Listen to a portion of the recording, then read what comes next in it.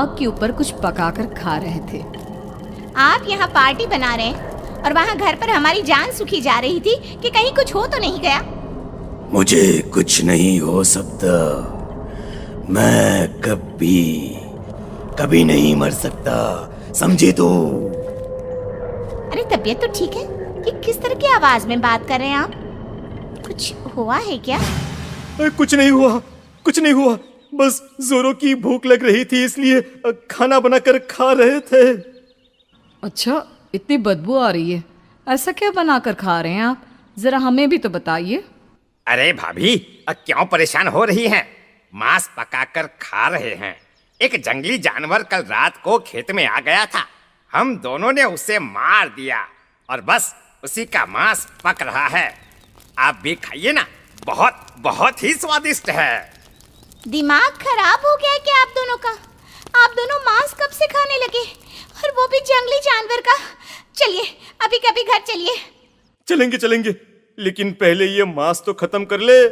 कुछ देर बाद रामू और हरिया कमला और सुमन के पीछे पीछे गांव की तरफ चल देते हैं। रामू और हरिया की आंखें पहले जैसी नहीं रही थी, उनमें कुछ बदल गया था। रामू अपनी पत्नी कमला के साथ घर चला जाता है और हरिया अपने घर आ जाता है।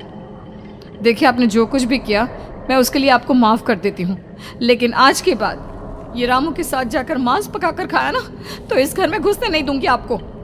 अरे दिमाग मत खराब करो, मैं वहाँ खाट पर लेटकर गाने सुन रहा हूँ, मुझे परेशान मत करना आप। इतना तमाशा खड़ा कर दिया, दोपहर तक घर लौट कर नहीं आए और अब गाने सुनने। लेकिन हरिया घर के बाहर आंगन में जाकर चुपचाप लेट गया और गाने सुनने लगा। गाने सुनते सुनते हरिया को नींद आ गई। सुमन ने उसके कान से ईयर प्लग हटाया और अपने आप से कहा, जरा मैं भी तो सुनकर देखूं, ऐसे कौन से गाने सुनते हैं। उधर मोबाइल में एक अजीब सा गाना बजने लगा।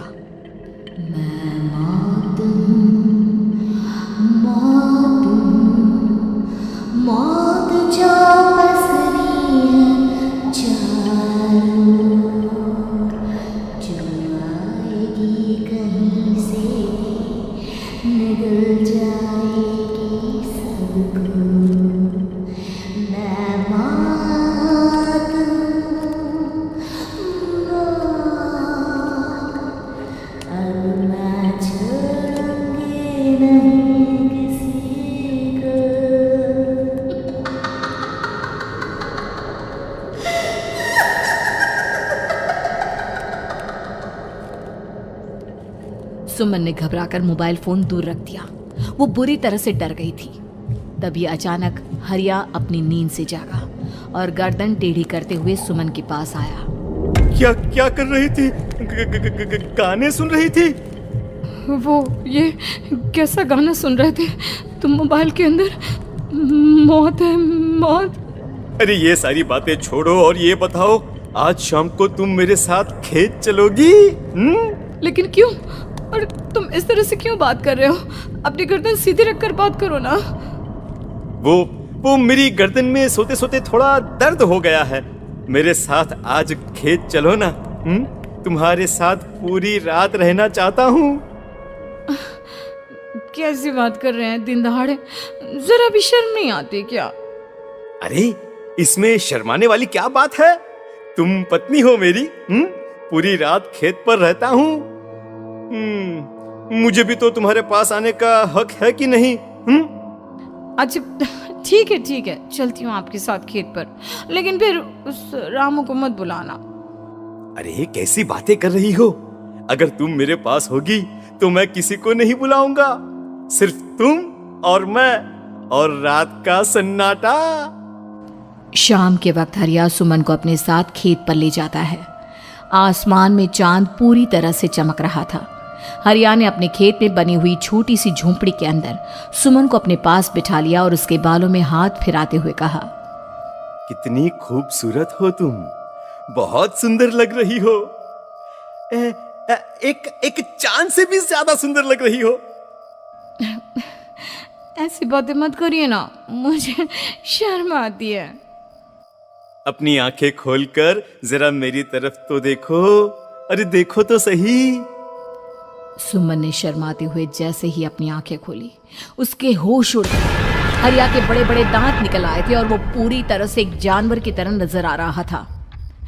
कौन हो तुम मेरे पति नहीं हो। कौन हो तुम, मुझे जाने दो। लेकिन हरिया ने सुमन के हाथ को कसकर पकड़ लिया। उसके नुकीले नाखूनों की वजह से सुमन के हाथ से खून बहने लगा था। बहुत दर्द हो रहा है, मुझे जाने दो। कौन हो तुम, क्या करना चाहते हो? वही जो एक आदमी एक औरत के साथ करना चाहता है, और उसके बाद मैं तुम्हें वहीं ले जाऊंगा जहां पर तुम्हारा पति है। क्या मतलब, क्या कहना चाहते हो? कहाँ है मेरा पति? जंगल के बीचों बीच उबलते हुए पानी के तालाब में, वहीं है तुम्हारा पति। चलो चलो, मैं तुम्हें उससे मिलवा देता हूँ, लेकिन उससे पहले तुम्हें मेरी प्यास बुझानी होगी। और इतना कहकर हरिया सुमन के ऊपर जानवरों की तरह टूट पड़ता है। आखिर कौन था वो जानवर, और क्या सुमन उसके शिकंजे से बचकर निकल पाई? जानने के लिए देखिए इस कहानी का अगला भाग।